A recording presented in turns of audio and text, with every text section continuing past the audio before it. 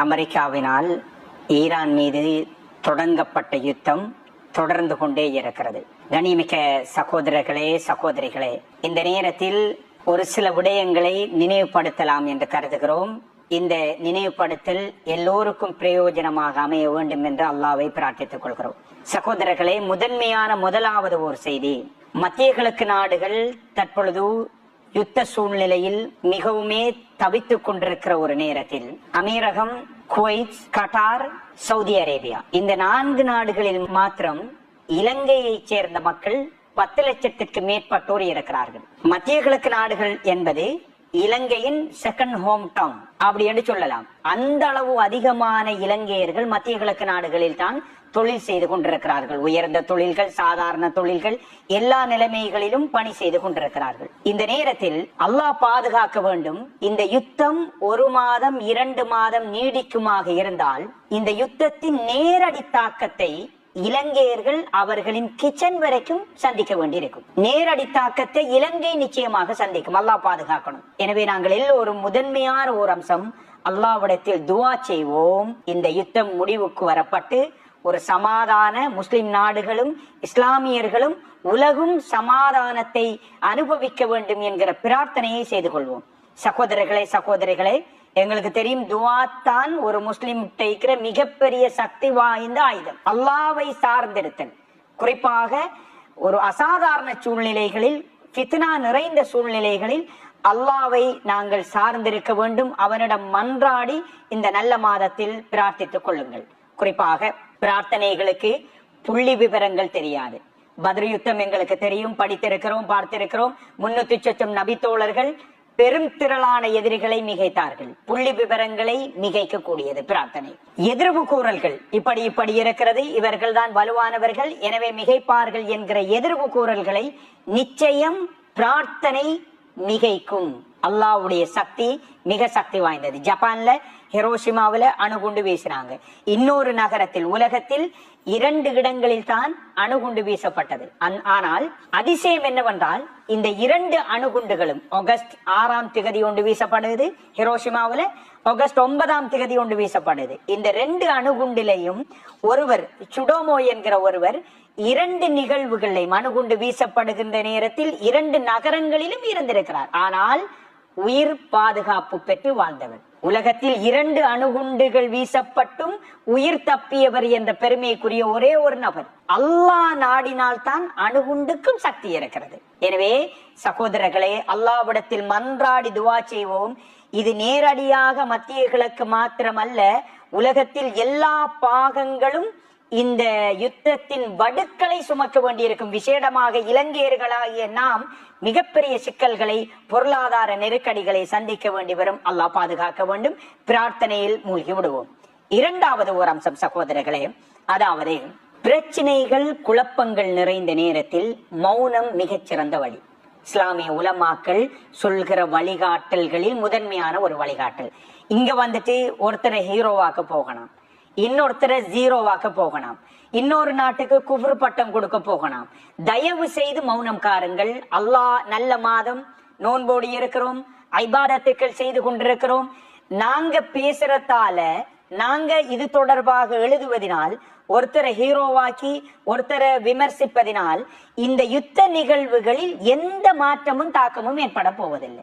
அந்த ஒரு நிலைமையில், அந்த ஒரு இடத்துல நாங்க இல்லை. எங்கட எழுத்துக்களும் விமர்சனங்களும் எந்த தாக்கத்தையும் ஏற்படுத்தாது. ஒன்று. 2வது ஒரு விஷயம் என்னன்னு சொன்னால், நாங்க வந்துட்டு ஒரு விடயத்தை சொல்லுவோம்.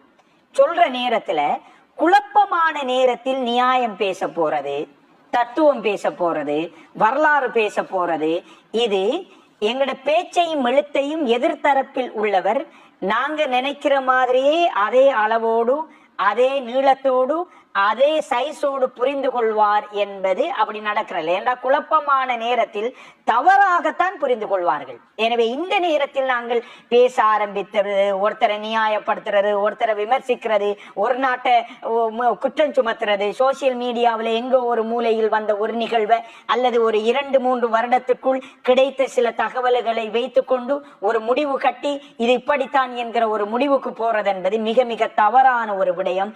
தயவு செய்து இந்த நல்ல மாதத்தில் ஐபாதத்துக்களினால் இந்த மாதத்தை அலங்கரிப்போம்.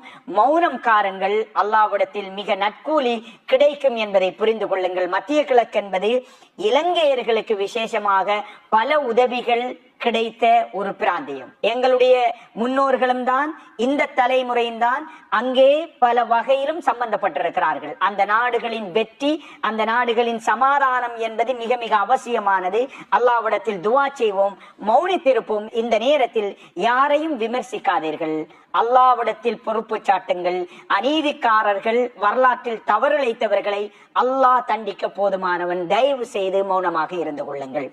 மூன்றாவது ஒரு முக்கியமான ஒரு செய்தி, அதாவது இந்த நெருக்கடியான சூழல் அல்லாஹு தஆலா அவசரமாக நிவர்த்தி செய்ய வேண்டும். ஒரு வேளை இது தொடர்ந்தால் இலங்கையில் தொழிலின்மை, பொருளாதார நெருக்கடி எல்லாம் வரும். எனவே நல்ல சம்பளத்திற்கு இருக்கக்கூடிய சகோதரர்கள் அல்லது அடுத்த கட்டத்தில் இருக்கக்கூடிய சகோதரர்கள் இரண்டாம் முதலீடுகள் தொடர்பாக யோசித்துக் கொள்ளுங்கள். திடீரென்ற மாதிரி ஒரு நாட்டில் யுத்தம் வருகிறது என்றால், அந்த யுத்தம் தொடர்ந்தால் அவரவர்களின் நாடு, மக்கள் தொடர்பாகத்தான் யோசிப்பார்கள். அது நியாயமும் கூட. எனவே எங்களுடைய குடும்பம், எங்களுடைய சமூகம் தொடர்பாக, எங்களுடைய பிராந்தியம் தொடர்பாக யோசிக்க வேண்டிய பொறுப்பு உங்களுக்கு இருக்குது. எனவே உங்களுடைய அல்லாஹ் உங்களுக்கு ஹலாலாக வழங்கிய வாய்ப்புகளை அடுத்து என்ன செய்யலாம், இலங்கையில் என்ன செய்யலாம், அல்லது எங்களுடைய இந்த உயர்கல்வியை வேறு ஒரு நாடுகளில் கொண்டு போக முடியுமான சாத்தியமான வழிகள் இருக்கிறதா என்பது தொடர்பாக யோசியுங்கள். அது தொடர்பாக நல்ல முடிவுகளும் நல்ல ஆயத்தங்களும் தயாரிப்புகளும் இருக்கக்கூடிய சகோதரர்கள் அடுத்த சகோதரர்களுக்கு வழிகாட்டுங்கள். அது மிகப்பெரிய ஒரு தர்மமாக இருக்கும். நீங்க மட்டும் ஓடணும்னு நினைக்க வேணாம். நல்லதோர் நல்ல மாதத்தில் சிறந்ததொரு தர்மமாக இருக்கும். இந்த உலக மாற்றங்களுக்கு ஏற்றால் போல் எங்களை நாங்கள் தயார்படுத்திக் கொள்வோம். நான்காவது ஒரு முக்கியமான ஒரு செய்தி, கண்ணியமிக்க சகோதரர்களே, மத்திய கிழக்கில் வாழ்கின்ற எங்களுடைய சகோதரர்களே, பாதுகாப்பான ஒரு சூழலில் இருந்து கொள்ளுங்கள். இந்த நேரத்தில் நாங்கள் எல்லோரும் யுத்தத்துக்கு பழக்கப்பட்ட ஒரு சமூகம். அதனால் பெரிய அளவில் தயக்கம், பதட்டம் வருவதற்கான வாய்ப்புகள் குறைவு. அல்லாஹ் எங்கள் எல்லோரையும் பாதுகாக்க வேண்டும். விசேஷமாக இங்கே உங்களுடைய பெற்றோர்கள், தாய் தகப்பன், உங்களுடைய உறவுகள் பதட்டமான ஒரு சூழலில் இருக்கிறார்கள். நீங்க ஒரு பாதுகாப்பான சூழல்ல இருந்து கொள்ளுங்க. எது வேண்டுமானாலும் இப்ப போற உலக போக்குல நடக்கலாம். எனவே பாதுகாப்பாக இருந்து கொள்ளுங்கள். அல்லாஹ் நிச்சயம் உங்களை பாதுகாப்பான். இந்த குடும்பத்திற்காக உழைக்க சென்றவர்கள் அல்லாஹ் உங்களை நிச்சயமாக பாதுகாப்பான். எல்லோரும் அவர்களுக்காக துஆ செய்து கொள்வோம்.